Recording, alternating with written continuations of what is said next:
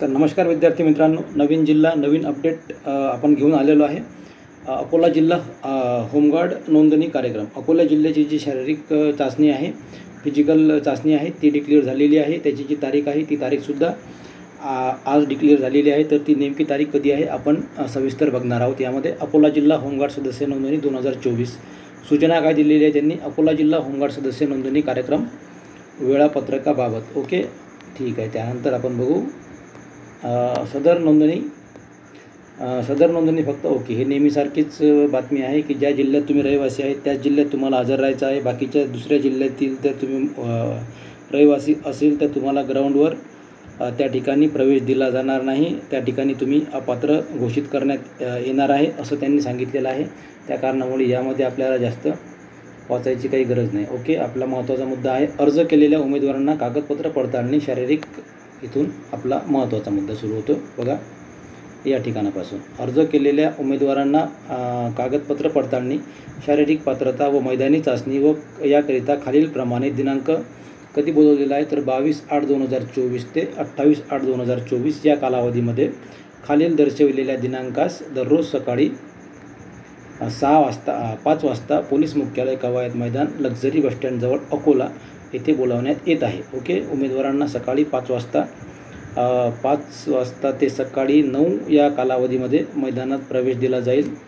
ही गोष्ट लक्षात घ्या। दिलेल्या दिनांक व वेळेत हजर राहणे बंधनकारक आहे। या ठिकाणी सर्व महत्त्वाचे त्यांनी अपडेट दिलेले आहेत। डेट जी आहे ती डेट आहे आपली 22/8/2024 ते 28/8/2024 या कालावधीमध्ये आपलं फिजिकल होणार आहे।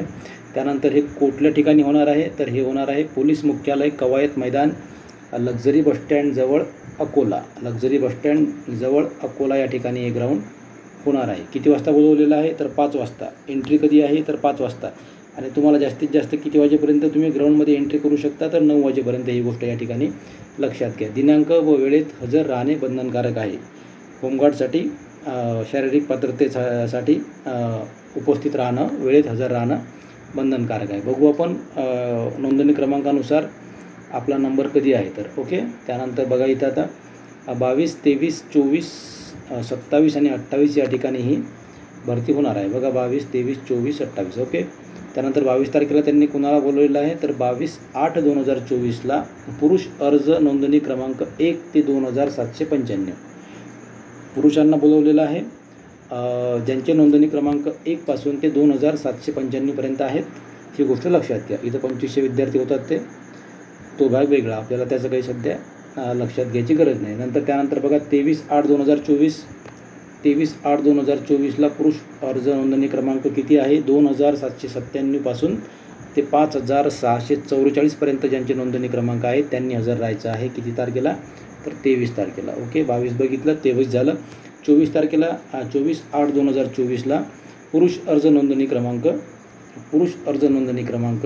5645 ते 8555 या उमेदवारांना ज्यांचे नोंदणी क्रमांक या दरम्यान आहेत, ज्यांचे रजिस्ट्रेशन नंबर या दरम्यान आहेत त्यांना हजर राहायचं आहे 24/8/2024 या तारखेला ओके। त्यानंतर आहे 27 तारीख 27/8/2024ला पुरुष अर्ज नोंदणी क्रमांक ज्यांचे नोंदणी क्रमांक 8556 आहेत, 8556 पासून 11411 पर्यंत ज्यांचे नोंदणी क्रमांक आहेत त्यांना इथं हजर राहायचं आहे 27/8/2024ला। त्यानंतर बघू आपण 28/8/2024ला त्यांनी काय केलेलं आहे की सर्व महिला उमेदवारांना या ठिकाणी बोलवलेलं आहे। सर्व महिला उमेदवार ओके, सर्व महिला उमेदवार। त्याचा नोंदणी क्रमांक महत्त्वाचा नसतो, परंतु तरीसुद्धा त्यांनी नोंदणी क्रमांक दिलेला आहे 4 पासून 11,392 ओके।